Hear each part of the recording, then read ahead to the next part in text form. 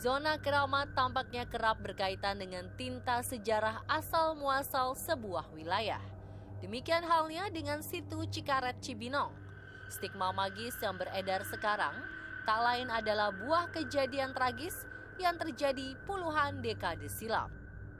Dari rentetan korban meninggal akibat tenggelam di situ Cikaret, tersiar rumor adanya permintaan tumbal dari sosok-sosok astral di situ Cikaret. Terlepas sahih tidaknya anggapan tersebut, musibah terakhir terjadinya pada pertengahan tahun 2014. Ramai diberitakan di media bila danau yang senantiasa tenang ini dapat menghanyutkan korban jiwa. Dari rentetan kejadian naas yang berulang, muncul aturan komunal berbentuk mitos tersiar. Antara lain, menjaga adab kesopanan dan larangan bersikap sombong di areal situ Cikaret. Konon, bila dilanggar, konsekuensi terburuknya adalah bersinggungan dengan dunia tak kasat mata. Seperti apa misteri situ Cikaret di Cibinong? Inilah liputan eksklusifnya khas On The Spot.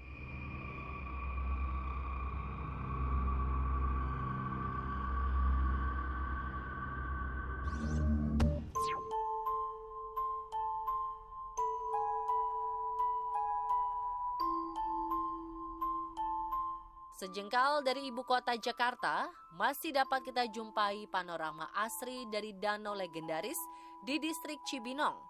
2 km dari pusat pemerintah Kabupaten Bogor, jajaran pepohonan rindang ini menyiratkan hawa sejuk yang senantiasa membuat setiap orang betah. Orang mengenalnya dengan situ Cikaret. Hamparan indah seluas 12 hektar ini menjadi primadona masyarakat Cibinong sebagai destinasi wisata yang memanjakan mata, sekaligus surganya para pemancing. Di balik anggunnya situ Cikaret, tersiar selentingan misteri yang ternyata bukanlah hal baru di danau sedalam lebih dari 5 meter ini. Saya pulang dari masjid, ini cerita saya aja ya. Pulang dari masjid, saya pas nongkrong tuh, itu kan ada WC. Saya biasa kalau gitu suka ke WC dulu. Ada orang mancing, saya lihat gitu. Oh, ada orang mancing, kata saya. Saya pikir itu saudara saya panggil-panggil. Ternyata setelah saya sampai nyebur, loh bukan orang. Ya saya balik arah karena saya nggak berani, saya juga takut. Nggak biasa berhadapan seperti itu. Nyebur ke saya tuh, loh kok nyebur, saya bilang. Saya liatin kok nggak timbul-timbul, bukan orang ini. Saya sendirian, jam 3 lah. Jam 3 pagi saya mau berangkat ke masjid waktu itu. Kisah lain beredar.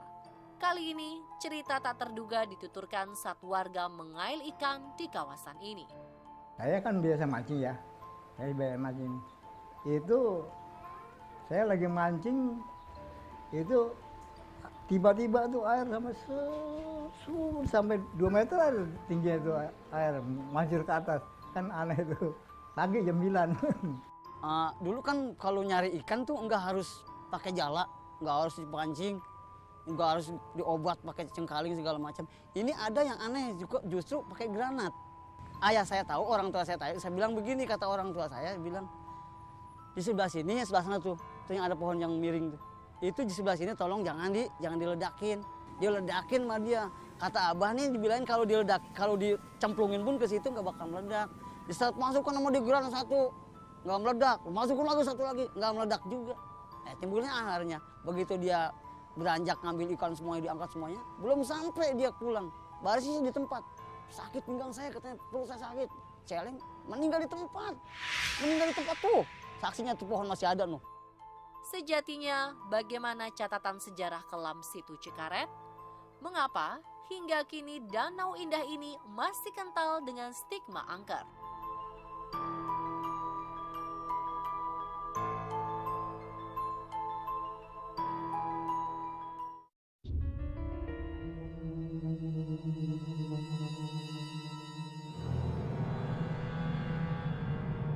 Dahulu kawasan Cibinong tak ubahnya sebuah hutan lebat yang belum banyak dibangun pemukiman.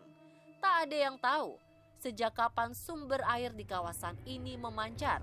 Namun pemanfaatan limpahan air rawa untuk irigasi masih segar diingatan warga lokal. tepatnya pada masa kolonial Belanda sebelum abad ke-19. Setu ini dibangun untuk pengairan di daerah Ciodong. Jadi untuk disalurkan ke daerah Ciodong dan selanjutnya untuk kemana-mana untuk pengairan sawah. Ada orang yang bisa, orang yang pintar. Kalau membuat setu ini tidak dipendemin atau tidak dipakai tumbal, nggak mungkin jadi setu ini. Kala itu, air sangat dibutuhkan untuk pengairan sawah. Untuk menghidupi beberapa kampung, dibutuhkan pasokan yang sangat besar. Sebagian kawasan Bogor dan Depok merasakan manfaat situ Cikaret. Tahun kapan zaman Belanda itu, zaman kakek nenek moyang saya mungkin. Kenapa setu ini kok nggak pernah bisa dibendung? Jadi selalu bongkar begitu. Jadi dikasih tahu sama orang yang bisa itu nggak bisa berwujud dijadikan bendungan kecuali ada pemendaman satu orang yang hidup maksudnya. Jadi disebut tumbal ya, disebut tumbal gitu. Jadi kasarnya mungkin harus ada tumbalnya baru bisa berwujud jadi setu seperti itu. Konon, tanggul yang dibuat untuk menahan air tak memiliki ketahanan yang kuat. Dari situasi ini, kemudian tercetuslah ide jika tanggul tersebut juga harus diperkuat juga pada sisi spiritualnya.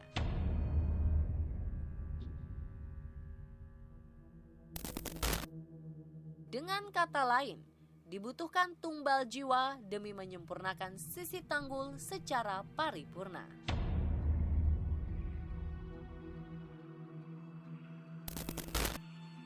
Orang-orang Belanda itu ya ngambil kesimpulan dengan orang-orang penduduk setempat bagaimana caranya. Nah justru itulah jadi secara budaya orang dipendam hidup-hidup dan yang dipendam itu Mbah Muridin kalau nggak salah, Pak Muridin. Diceritakan Belanda pun bersiasat licik. Mereka melakukan segala cara agar seseorang mau dikubur hidup-hidup.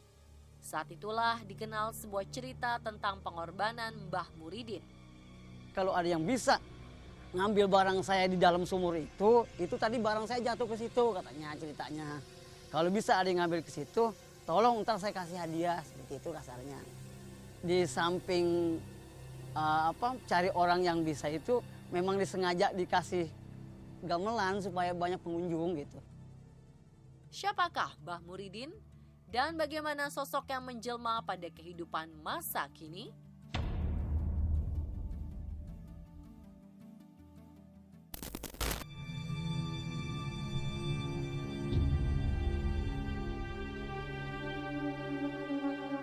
Legenda Mbah Muridin masih terpatri hingga kini.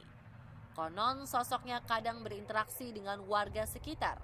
Ia menjelma sebagai orang tua yang sederhana dan muncul pada saat-saat tertentu. Sosok Mbah Muridin seperti apa? Kan ada yang tanya begitu ya. Sebetulnya orang biasa. Dulu pernah saya itu di kafe sana itu punya kakak saya itu kafe. Saya dagang sate di situ. Waktu itu saya pulang dari sana itu sekitar jam 11 karena saya tutup di warung itu ya jam 11 jam 10 lah. Sebelah sana tuh saya ketemu sama kakek-kakek bawa tas yang dari tikar tuh, kalau orang sini bilang keneron. Dia tanya saya, mau kemana dek? Di sini Ki, saya mau dari kafe kata saya habis di warung gitu. Kata dia bilang gini, Aki dingin banget dek, Aki belum makan dari siang katanya. Kan saya korban perasaan dong kalau dia belum makan karena saya punya warung. Saya ambil, saya turun tunggu Ki di sini Ki, saya ambil ada nasi, saya ambil nasi sama dia makanan warung lah, bawa ke sana. Setelah saya bawa nasi itu orangnya nggak ada. Saya cerita sama orang tua saya, itu kata ada yang tadi kamu temuin itu namanya Mbah Muridin. Kata kakek saya, di sini nih tempatnya tuh pas belokan ini nih, yang ada pohon jati itu.